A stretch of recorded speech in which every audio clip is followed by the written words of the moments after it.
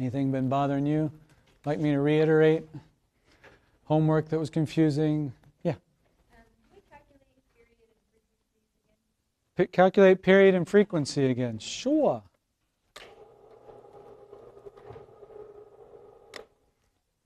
You got a specific problem in mind, or want me to wing it? I like to wing it. Okay. You know what? Let's see. Well, so we have this relationship, and we have this relationship. Those are good ones.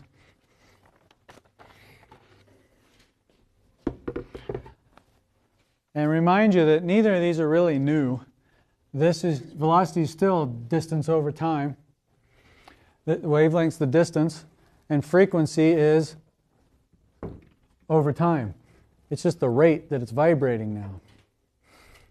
Period is the time it takes to make that vibration. So those are they. So if they give you one of these, you can easily get the other.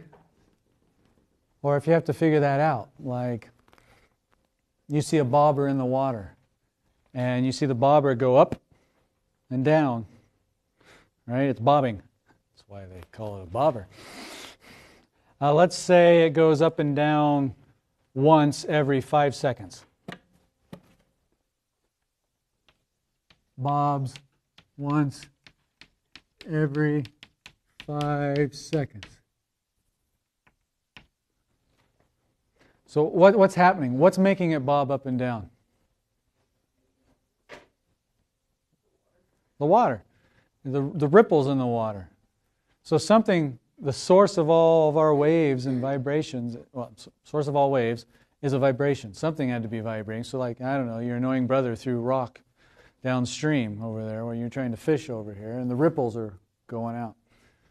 So again, that's a vibration, but the waves move, transmit that energy through the medium of the water in this case. And so you can think, every time the bobber goes up, one of those crests is passing by it.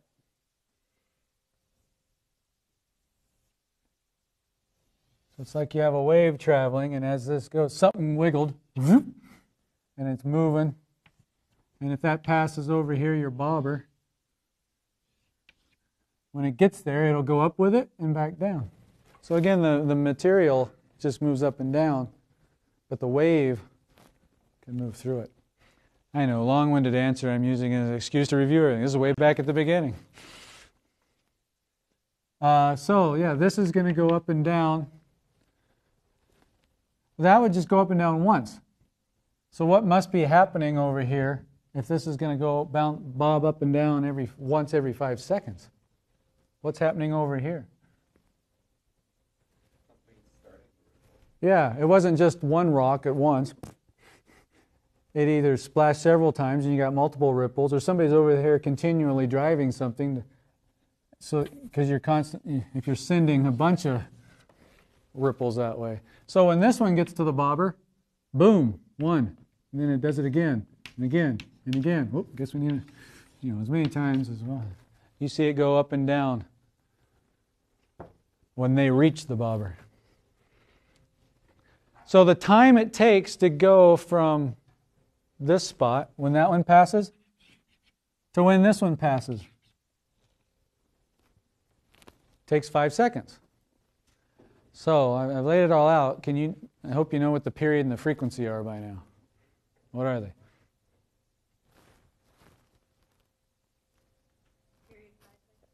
The period's 5 seconds. It's the time it takes to complete one cycle. So yeah, if it takes 5 seconds from this one to pass for this one to get there. You see that? That's one wave. To get back to the same spot.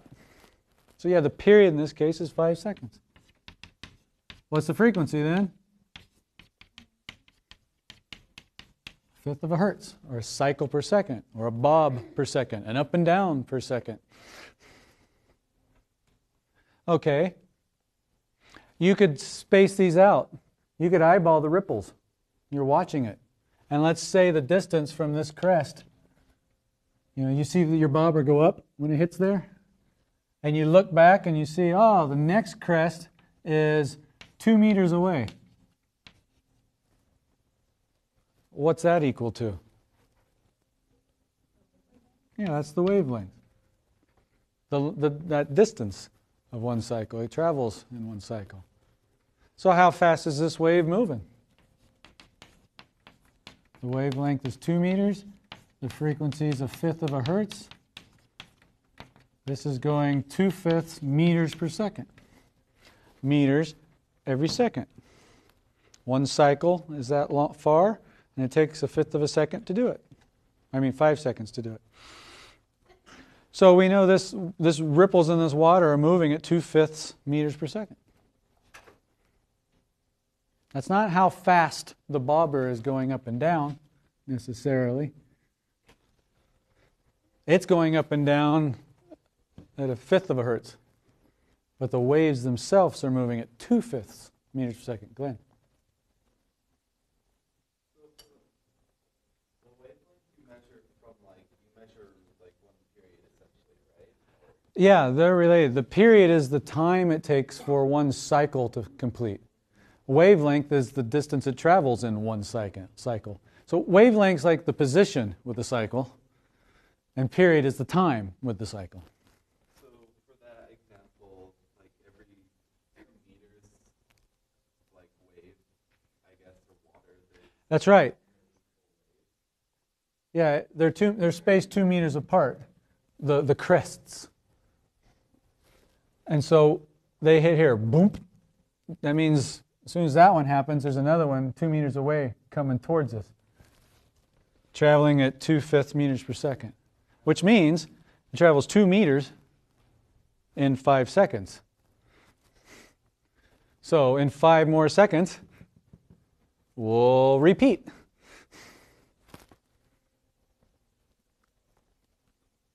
And all waves work that way. Sound waves, longitudinal, light waves. So if you know the speed of light, I don't expect you to have it memorized, but it's all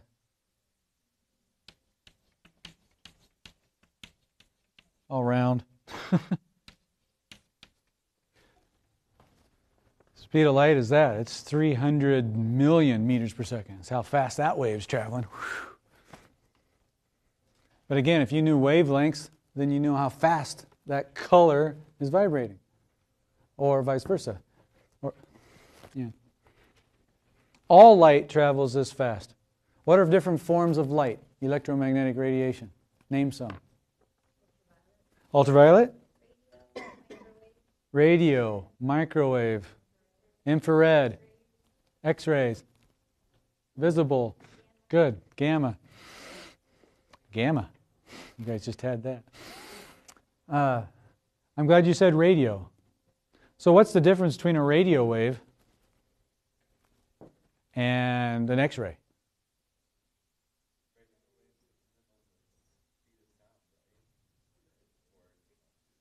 Let's back up. What's the difference between a radio wave and a sound wave?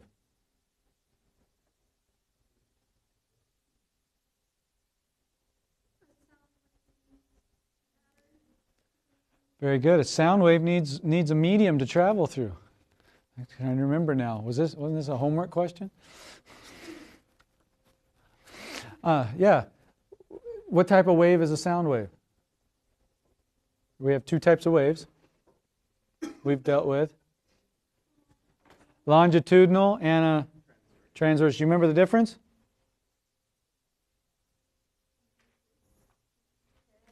Yeah.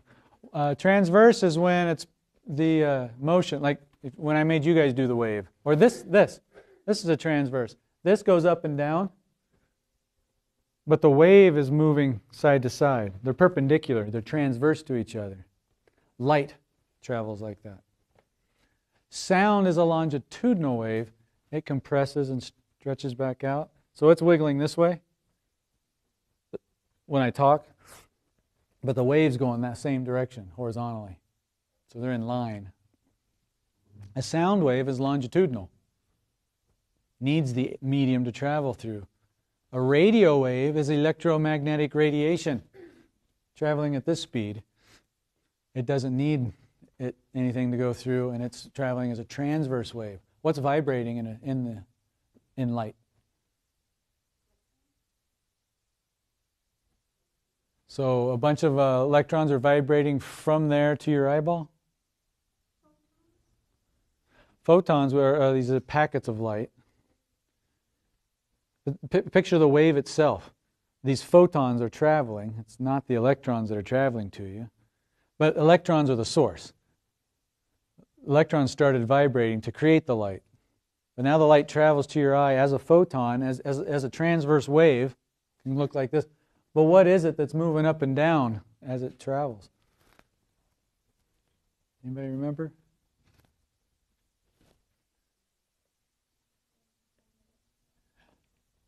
Electromagnetic. Yeah, wink and a wink. Electromagnetic.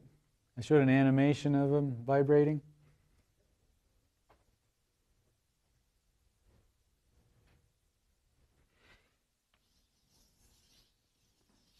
If that's the electric field, it's one we focused on because we dealt with electricity. You can think of it this way. Might be easier to picture and remember. Let's say you have a radio antenna over here with some electrons, but we'll just look at one. You know, the radio stations, they're transmitters. Basically, they make this move back and forth, up and down. So here's a moving charge, Q. And so it goes up and down, and it makes the electric field oscillate. A radio transmitter antenna like this would actually be emitting a polarized electric field because it would only be vibrating up and down like this in one plane, the plane of the board. That would be polarized, since that was one of our terms. That only works with transverse waves.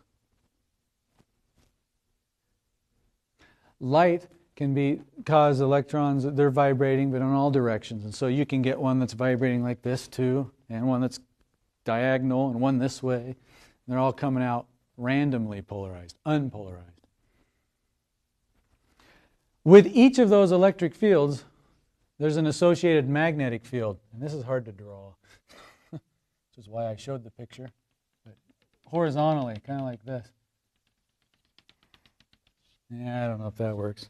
But the idea is, if you have the electric field's like this, vertical, then the magnetic field is horizontal like this. They're always perpendicular to each other. That's what's vibrating in an electromagnetic wave. It's an electromagnetic wave. It's the electric and magnetic fields that are oscillating, vibrating. You can think of them as the bobbers if you want. If you were to take a snapshot of a photon of light, the beam of light coming in, and it'd have to be really fast, then you'd capture a screenshot of this. And you'd see the electric field in one position and the magnetic field in another. Take a picture a little bit later. It's kind of like, sometimes I try this funky dance. If this is the electric field, a vector representing it's getting larger in that way and then smaller and then this way. And this is the magnetic field. Maybe they did this in the 60s or 70s with disco, but let's see, yeah, it'd be doing something like this as the wave travels forward. So here's an electromagnetic wave. You can think of me looking dorky next time. All right, and how fast are they going up and down? Nope, the wave travels at this speed. It's like the ripples. They're moving at, the water was 2/5 meters per second. So electromagnetic radiation travels at 300 million meters per second. And that's whether it's an X-ray or a radio wave, because they're both electromagnetic radiation, right? They are both electric and magnetic fields going like this. But what's different then between an X-ray and a radio wave? Is there a difference? Your gut's telling you yes. Just not sure what that is, huh? All right, let's reason back to stuff we know. That's what I like to do in this class. What's the difference between different colors of visible light? We get the rainbow, right? Red, green, blue. What's different about them? Their frequencies. And thus also their wavelengths. That's the same thing. So this could be traveling at the speed of light. That can be traveling at the speed of light. Which would be which if one was red and one was purple? Yeah, this would be purple. It's got a shorter wavelength and a higher frequency. Can you see that? And this would be red. It has a longer wavelength, lower frequency. But they're both electromagnetic radiation. They're both visible light. They both travel at the speed of light. They're both transverse waves. They both look like this. But one is doing it slower, red, and so it covers more distance with each vibration, right? You can get further apart. Versus the one that's vibrating faster, it doesn't cover as far. So it's short wavelengths, high frequency, long wavelengths, low frequency. So the electromagnetic spectrum. Do you know the difference now between the different parts of the spectrum?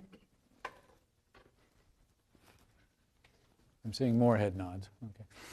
It's their frequency and wavelength. But the rest, they're all the same characteristics. So if we knew the wavelength of, red light, which is about 700 nanometers, is red. I know that's in the red. Nano is a milli minus 3, micro minus 6, 9 billion. Billionth? I always mess that up. It's teeny weeny. I'd give you these numbers if you needed them. So could you figure out the frequency of red? Sure. You just solve for F. And it's going really, really fast. What's your favorite radio station, Peter? Who has a favorite station? 101.5. Okay, in science, that means nothing. 101.5, what? The bomb. No, yeah. Units, megahertz. That's the frequency of your radio station. That means the antenna is transmitting up and down at 101.5 million times every second. That's its frequency. What's the wave speed? Anybody? How fast is that wave traveling towards us from the radio station? Correct. If we knew it.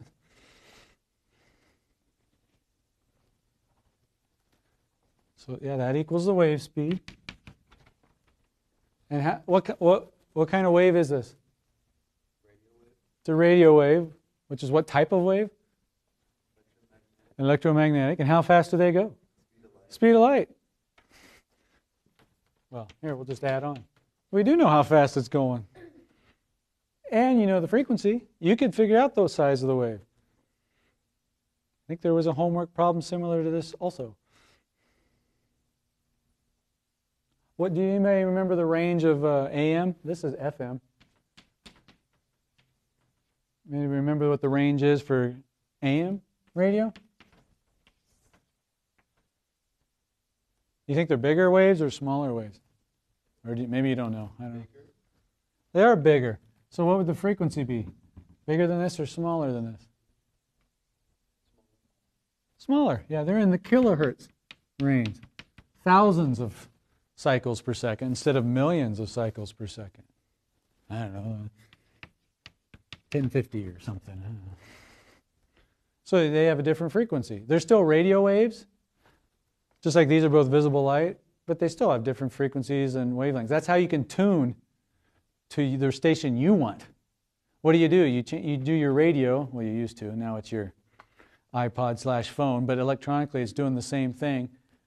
You're tuning it to naturally vibrate at the driven frequency. If you want to listen to 101.5 megahertz, then you got to tune your device, your antenna, to that frequency so that they resonate. And when you hit resonance, it absorbs the energy and you can hear that station, but you don't hear this one. So is there a reason stations tend to start at like 88 and then go to like 100? Yeah, all the ranges that they picked are historical. Basically, they subdivided up the whole electromagnetic spectrum. Well, take the radio waves part, and every part has a purpose. Okay, these are allowed for AM radio. These are allowed for FM radio. These are allowed for military operations. These are allowed for government. These are allowed for television. And so it's like real estate, and they took it all over and put limitations on it. Otherwise, what if everybody was broadcasting at this frequency and you tried to listen to your station? You'd be picking up everything, and it'd be a mess. They'd all be superimposing at the same time, and you'd hear it'd be terrible. Same thing with Wi-Fi. Box up there. It has a specific frequency. Specific frequency it vibrates at. But it's an electromagnetic wave traveling at the speed of light. So we can figure out how big the waves are. That's not what kind of wave is that? So Wi-Fi, Bluetooth, all that is electromagnetic radiation. It's somewhere on the electromagnetic spectrum. Then they vary. Radio waves, some get into microwave frequencies. There's a big range in there. Your cell phones, what do? They pick up waves. What kind of waves? Electromagnetic waves at a certain frequency. That's how this works. You go to Europe, they run on a different frequency. So your phone doesn't work. Dang it. Well, one reason. Could be. And again, this applies to all waves, so I didn't mind spending time on this. You guys feel better about calculating and manipulating a little bit? So this all works with sound too. If you had the speed of sound through something, at room temperature, the speed of sound was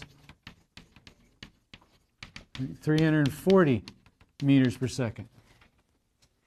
So yeah, you put out a 100 hertz signal, pluck that off on your piano or your violin, you can picture how big the wave is now, or vice versa. You know how far it would go in a certain amount of time. And that's through air. What if now you did the same frequency in the table? You made the table vibrate at 100 hertz. Will it go faster or slower through the table? Faster, right. The speed of sound's faster in solids than it is in gases. Why? More interactions. It needs the interactions to transmit. It needs the medium. So yeah, the faster those interactions can get to the neighbors, whether it's hotter, hot air travels faster, or they're just closer together. Boom, boom, boom. Remember the dominoes? The close ones together got to the end first. For light, it doesn't need the interactions. So would light travel faster in water or air?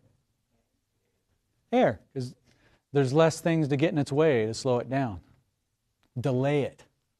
Remember, light gets absorbed by something, bloop, and then it bloop, emits technically a different photon with the same frequency. This is driving it at a certain frequency, so it makes it vibrate at a certain frequency, and it re-vibrates at that same frequency and emits a photon at the same frequency. But that takes time, and the more things it has to run into to do that, the longer it takes to get through it, like water. Yeah? what's the reason speed of light speed up in air, but for opposite reasons? And that's the one that confuses me all the time. Both sound and light travel faster in warmer air. Well, how can that be? So yeah, I don't mind saying that one again. For sound, it needs the interactions. Warm air, they're moving around more. So if a wave comes in and makes this particle start moving, trying to vibrate at that frequency, It's already moving thermally. So it'll translate that vibration more quickly to its neighbors because it's moving around more. So that's why sound goes faster in warm air. Does that make sense? Yeah. Light. It comes in, and bloop, but it doesn't care how fast this guy's moving to bump into his neighbors. He doesn't need it. Basically, this guy just is slowing him down because it gets absorbed and re-emitted. And warm air is less dense than cold air. The air molecules are spread out more because they're moving around. They bump into each other and they spread out more. So there's less of them to interact with. So that's why light goes faster in warm air. Does that one make sense? But yeah, it can seem confusing. Most everything else makes more sense.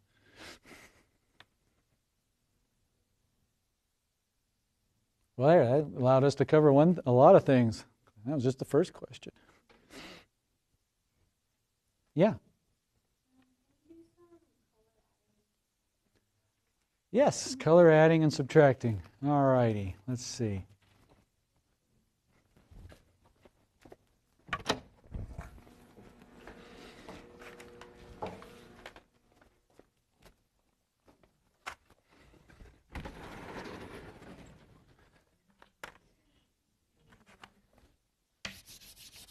What's happening?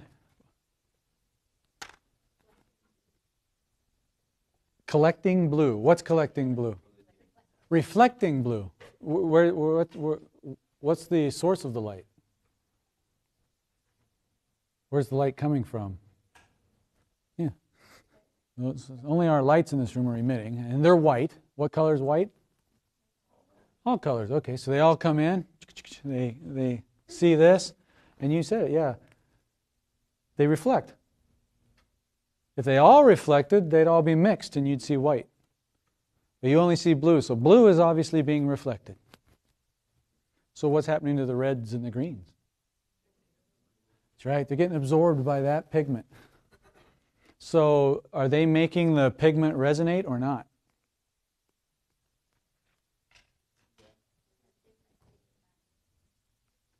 Red, green, and blue are at different frequencies. They have different size waves. We discovered that. They're all traveling at the same wave speed of light. But yeah, they have different frequencies and wavelengths. So the red one is trying to make these vibrate at slower frequencies than the blue is. Which one does it want to vibrate at? The reds. It likes that frequency of red. So it absorbs it. A lot of energy goes in. It makes them vibrate. You can put more energy in, and it dissipates as thermal energy, and the red goes away. Remember our mass on a spring? I know, it was at the end of one of the classes. So some things you do are at the very end. People don't remember as much. But do you remember at least me doing it? So when I drove it at a certain frequency that it liked, that this naturally wanted to bounce up and down at, it would get bigger and bigger. At resonance, the amplitude increases. It would get louder or brighter or move more. So red is doing that with that pigment. It wants to resonate at that frequency. The driving frequency matches the natural frequency. And so it puts a lot of energy into it, which dissipates, and it gets absorbed. Green must be doing a similar thing enough. But the blue it doesn't like. It doesn't absorb the blue and transmits it back out. Reflects it. So things that are blue are because they absorb every other color but blue and reflect that back into our eyes. They're resonating with all of the other frequencies then? If we don't see them, yeah. Some more than others because there's a specific one. So this kind of looks cyan. So it's probably reflecting some blues and some greens, but maybe more blue than green. Because it looks blue-green instead of green-blue. You know? But yeah, it's kind of cyan-y. If we had, here's a purple. So that's reflecting mostly blue, but probably some red also in there. But not as much. But it doesn't like green. Got a green. And let's see. Yellow and blue make what? If I mix these, what are you going to get? Let's see. I haven't tried it with these. See how well it works with just chalk. I don't know, can you see a kind of green in there? Let's see why again. What's the blue absorbing? Yep, they go in. What's the yellow absorbing?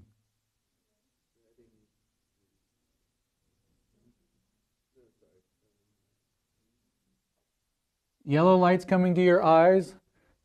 What makes yellow light? Red and green. So it must be absorbing blue.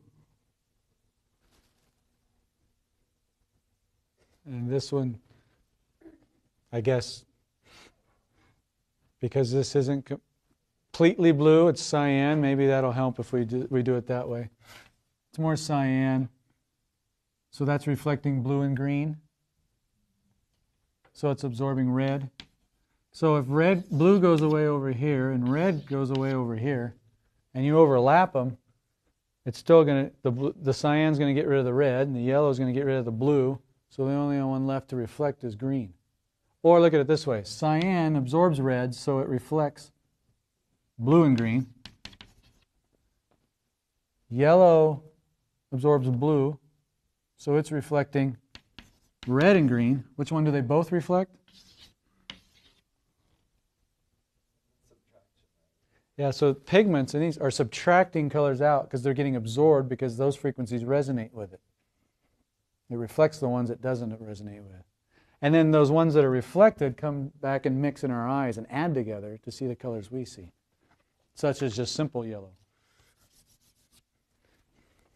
The colors coming towards us mix, red and green. Is this helping? And this one? Yellow is what two colors of light? Red and green. So those are mixing and adding together on your way to your eye. So which one's getting subtracted out by the pigment? Blue. That's the subtractive process. Pigments will filter out something or subtract it out. Blue is getting absorbed here and subtracted from our white light.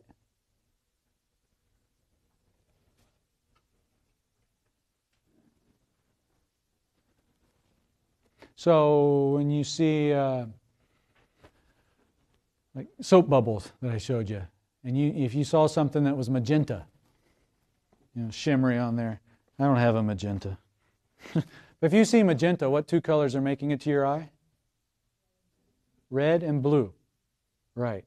So what color is getting subtracted from the white light? Green. With pigments, they get absorbed because they resonate with it. With a soap bubble, what's making the green disappear? Because this bubble is transparent. So it's not getting absorbed, it's getting...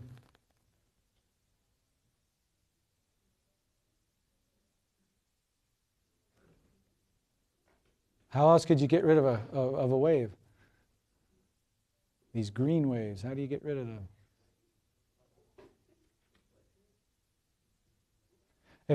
If it's magenta, you're reflecting red and blue. Very good, Kira. Interference. Oh, good. I am seeing more of you like effectively, oh yeah, okay. This isn't new. Interference. We've talked all the time from the beginning with sound waves. Waves can constructively or destructively interfere to make loud sounds or low or quiet sounds, bright light or no light, or less light. So if you can destructively interfere the green waves, they're essentially subtracted out of the white light, leaving just red and blue, so it looks magenta. That's soap film with that interference. When the waves come together, they're in or out of phase. If they're out of phase, they destructively interfere.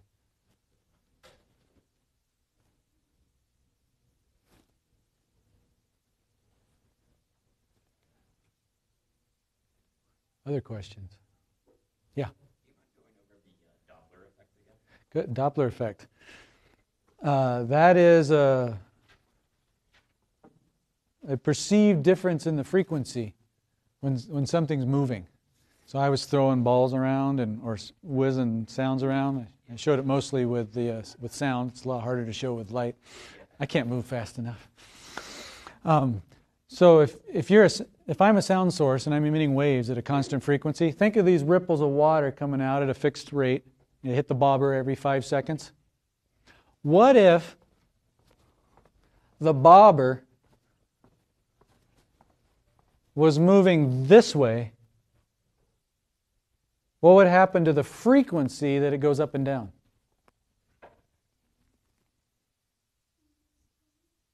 It would go up and down at a slower rate. If the waves are coming this way, the water waves are coming this way, and if the bobber just stays put, it goes up and down every 5 seconds. What if the bobber were being dragged, so it was moving that way, into the wave? Would it go up and down more often or less often? Okay, I heard a lot more mores than I did less that time. That's correct. It would go up in frequency. Because if it just sat here and waited for the next wave to come, it would take 5 seconds. But if it moves into one, it can meet it and go up sooner. That's the Doppler effect. So the bobber would see a higher frequency of the waves. If that were sound, it would have a perceived increase in pitch.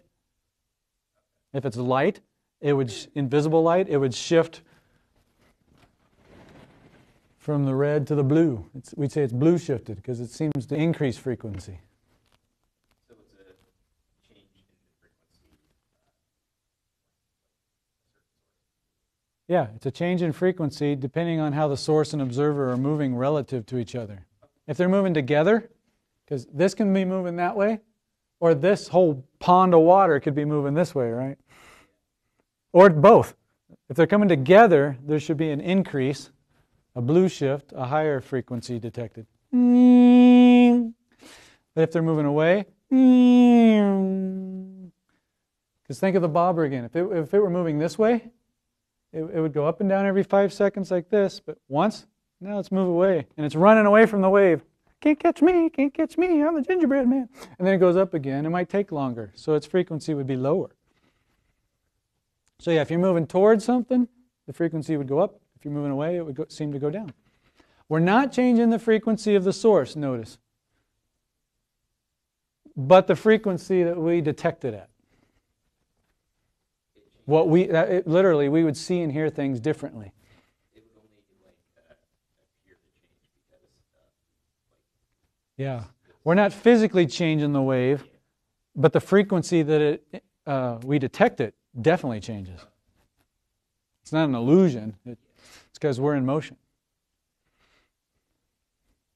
Good question. What if you go faster than the speed of the wave, like with sound? What if you were going faster than the speed of sound? What happens? Yeah, you get a sonic boom because all those waves superimpose on top of each other. And if you had the source moving, these are harder to draw, but as it's moving, they bunch up over here. But if you can go faster than the waves are moving themselves, you can actually, oh, this is hard to do. You get a cone back here. The waves all kind of superimpose on an edge here. You get a shock wave or a bow wave. And if you were standing here, it hasn't passed your ear yet, so you haven't heard anything. But if you're standing here, you just heard it, right?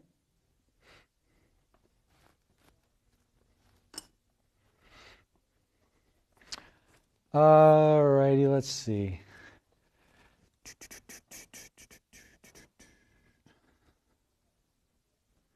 For time, we'll just make these quick. I'm not going to have you pull out your clickers, but I'm just going to ask you these. That's not the button I wanted. So I got 3 questions that could help with the review. All right. Diffraction is the spreading out of the wave. When it goes past an edge, remember how they spread out? Is it more pronounced when you go through a small opening or a large opening? Good, small. If you make the opening small compared to the wave, it's harder to get through, more diffraction. Or you can make the wave bigger, and it's harder to get through. Now, both would make the diffraction more pronounced. Good. Oh, I can't tell which is which. All right. When light undergoes interference, what quantity is most affected? Frequency, amplitude, or phase? Good. It is amplitude. Interference is the adding or subtracting of the waves. And what's it affect? I mean, if you have one up and the other up, they add. So it's louder or brighter. If one's up and one's down, they cancel and it gets quieter or darker. So yeah, interference affects the amplitude. They interfere with each other. It does not magically change their frequencies and colors and pitches. They're still the same wave. But you either hear it or don't, see it or don't. And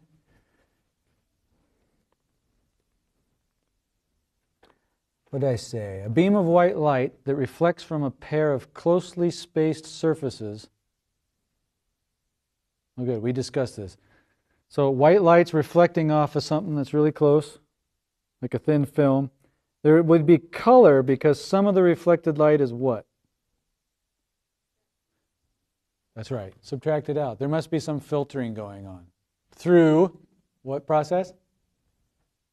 The soap bubble. Remember the magenta and the versus the green. What happened to the green? Yeah, it got interfered.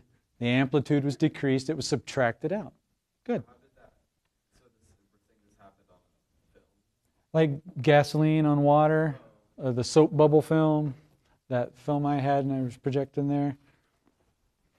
Let's see if there's other major ones here. We did that. Go review. We started all this with a pendulum, a simple pendulum going back and forth to introduce frequency and wavelength. I don't mind telling you. There's a question on there about a pendulum. What's it depend on? The labeling parts of a wave. We've had wavelength, frequency, amplitude, crests and troughs, nodes and antinodes. Do you know the difference? Did Doppler effect, did that, did calculating, was one of those.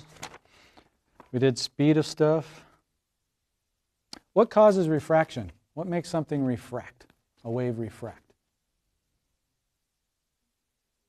It's changing mediums, so it happens then, but when it goes to a new medium, what happens? Why does it want to bend?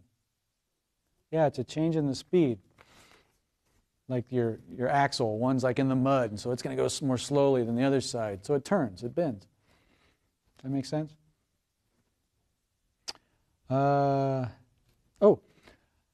Dissipation. Waves don't just go forever, generally.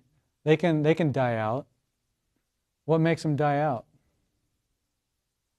You know, if I go, hello, eventually you'll get far enough away you won't hear me. Why?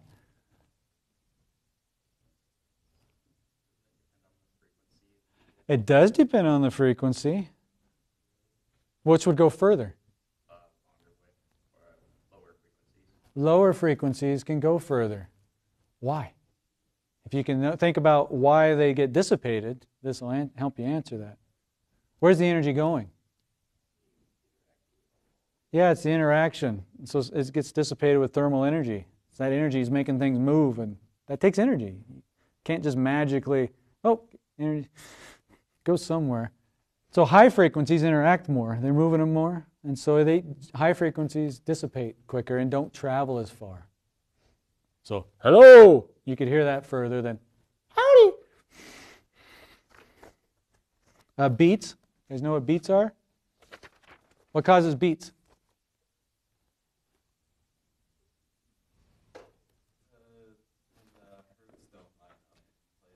When the hertz don't line up, different frequencies. If you have things that are close to the same frequency but slightly off, sometimes they'll add together and constructively interfere, but sometimes they're out of phase and they destructively interfere. So it'll get loud and then quiet, then loud and then quiet, or bright and then dark. So you hear that wah, wah, wah, wah, wah, wah, wah. And that wah, wah, the rate that it vibrates, wah, wah, wah, wah. That frequency is the difference between the two frequencies of the waves. Did that. Talked about that a lot. Feeling good? Did that. You just answered that. We did that. Alrighty. Then to end, I'll save this one. Tell you what, we got 5 minutes. I'll let you come down and do it. It'll be easier. Let me explain it though before it gets chaotic. I have some diffraction gratings up here. These are a bunch of little slits. So when light goes through it, it'll diffract. It'll spread out. I can show you that real fast. So here's red light. These are really close together too, small openings, so we get a lot of it. And can you see them how they spread out there? Now, what should green light do? More diffraction or less diffraction? Green is a smaller wave, so it ought to get through easier and so thus not be affected as much. Less diffraction. Let's see if we can tell. Let's see, if I put the middle one on that beam, let's see, we need a mark, some reference. I'll put it right there in the middle. You can see where the one on the right is, right near that G. Let's go back to red.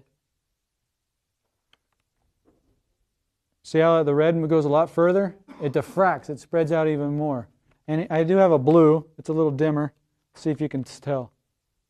Oh, that's so hard to see, so the heck with that. Without turning all the lights off. So if you come down and you look through these, light, it comes through here and spreads out. I see rainbows because it's spreading out the colors to different amounts because they get diffracted at different amounts. So I have a white light source here that you can look at and see the rainbow being spread out through diffraction.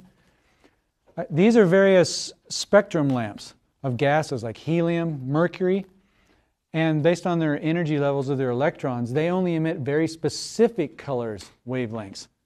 But these spread them out so you can see what colors make up these gases. And then this is the coolest hologram I've ever seen in my entire life. We'll have to come see it. Holograms form from interference. Basically, we took light that bounced off of an object and went onto the film versus light that went straight to the film. So light went to the film or it bounced off an object onto the film.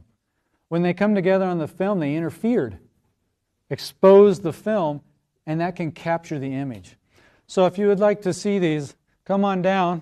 I'll turn these on and you can look. Thanks.